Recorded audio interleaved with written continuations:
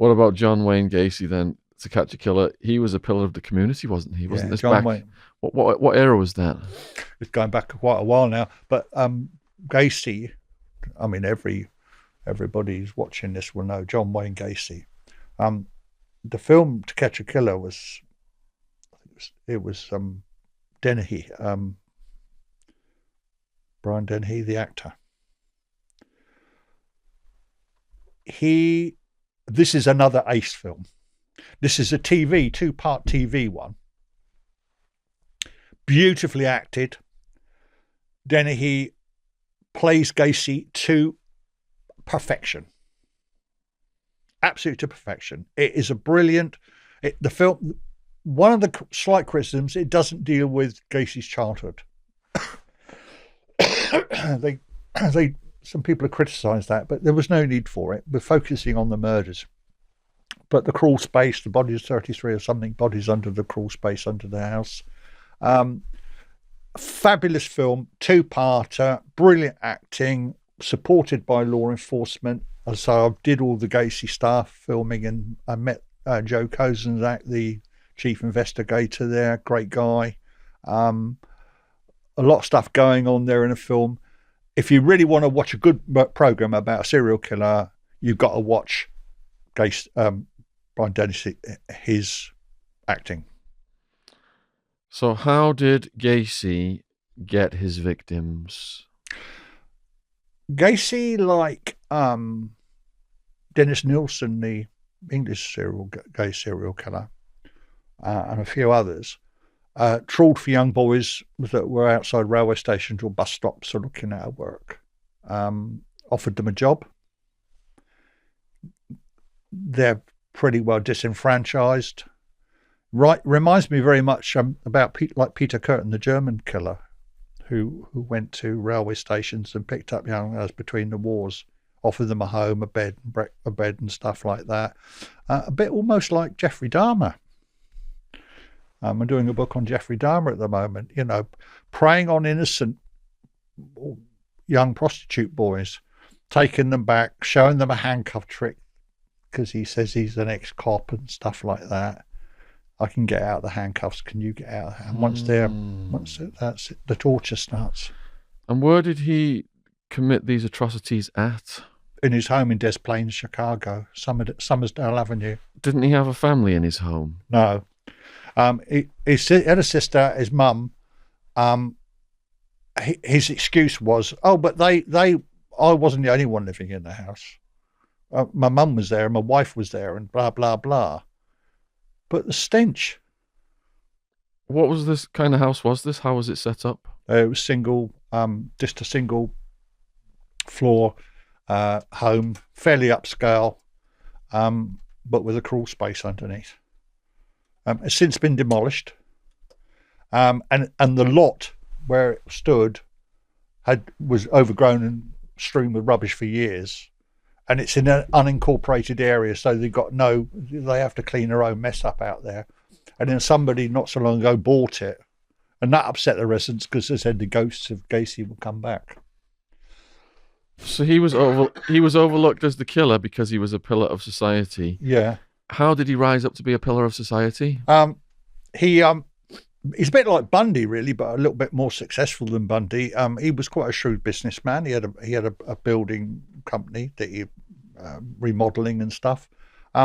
He got himself involved with the local politics. He became quite a shining example of a community leader. He was seen photographed with Rosalind Carter, President Carter's wife. He was involved in all the marches, the fundraising. So he doesn't look like a serial killer, does he? So everybody think, well, like Ted Bundy when he was doing his politics stuff, and we thought, what a lovely, clever man, lovely, well-groomed, well-spoken. Gacy was the same. Gacy, they reckon, 34 murders. Was there a sexual component to the murders? Yeah. Rape. Torture. Had a torture board. Did terrible things. But this is like Bundy. We don't know how terrible the torture was or how long it lasted and the pain. So, And incidentally, as a bit of a side note to this story, when that movie came out, Gacy threatened to sue the actor, Dennehy, because he said it was all wrong. He said it couldn't have been me that did all these murders. You said it was the stench that got him caught. Was he just stuffing the bodies down there, or was he trying to dissolve them in acid? Had he took any precautions? It was a receipt.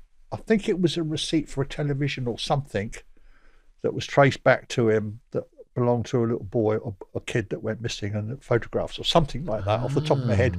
But that's how it tracked it down, and the police went to see him. They were following him for a long time. This is one of the great things about this movie, how the cops followed him and chased him and pressured him. And eventually they went to his house, and one of the cops, I'm the local businessman, came in. One was standing in the front room, and the other one said, "Can I just go to your bathroom?" And he could smell it. 30 odd bodies rotting under your basement. But there's a lot of crap movies about that, and one of them is a really bad one where you've got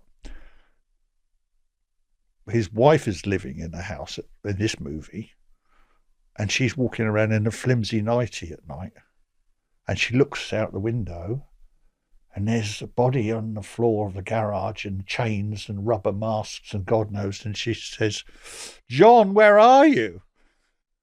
And all of a sudden, enough to scare anybody shitless, everybody watched this film, and everybody's, "My God, what's going to happen next?" All of a sudden, bang, and out pops out of the basement this hatch. "I'm here, dear." And you think, no, the woman wasn't even in the house. So John Wayne Gacy is known for his clown serial killer art, and I believe you possess some items of this. Two? Yeah, but I don't hang them on the wall, Shaun, because it scares the kids. Do you,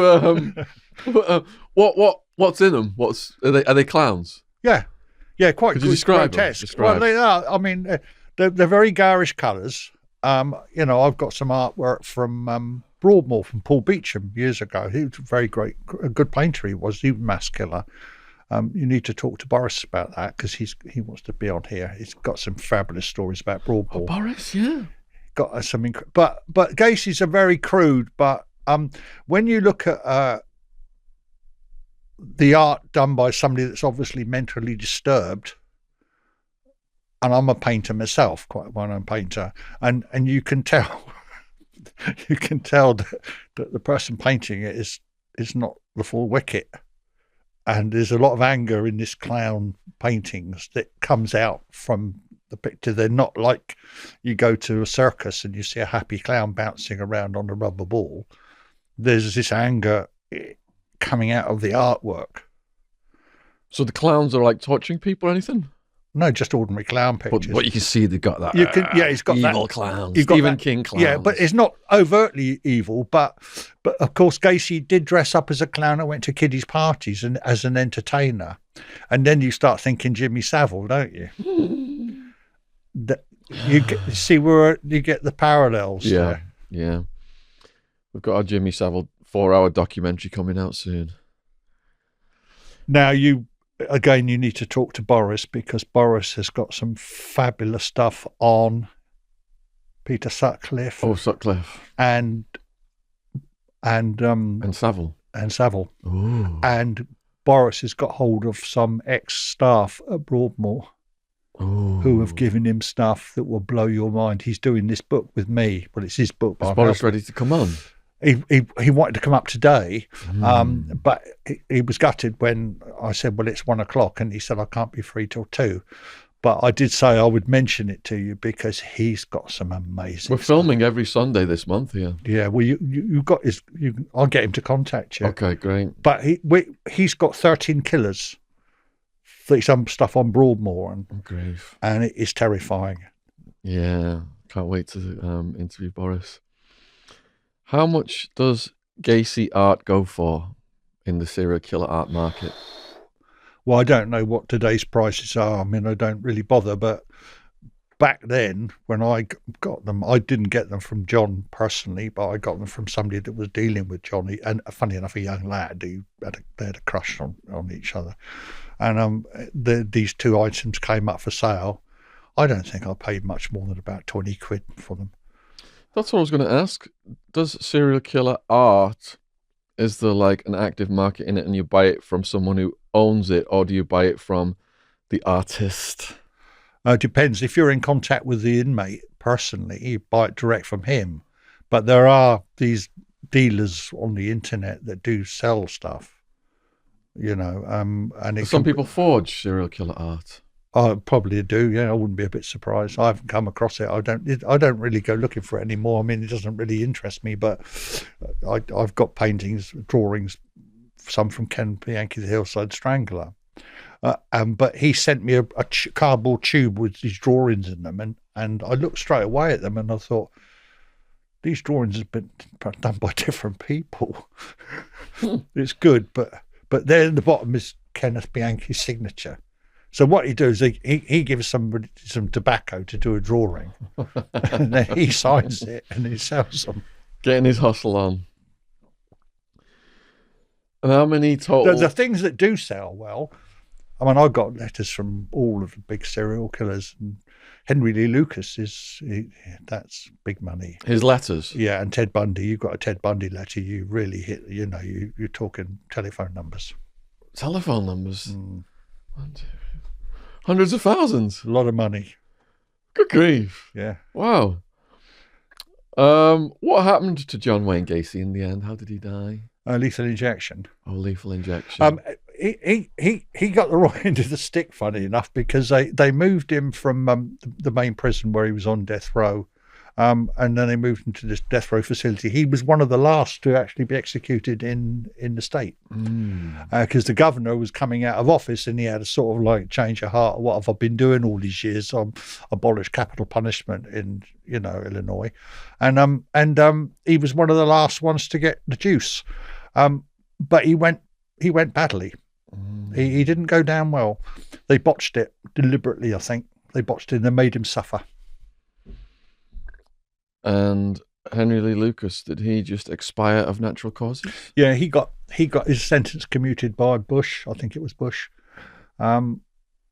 because he was mentally ill. Which Bush was that? The first one, I think.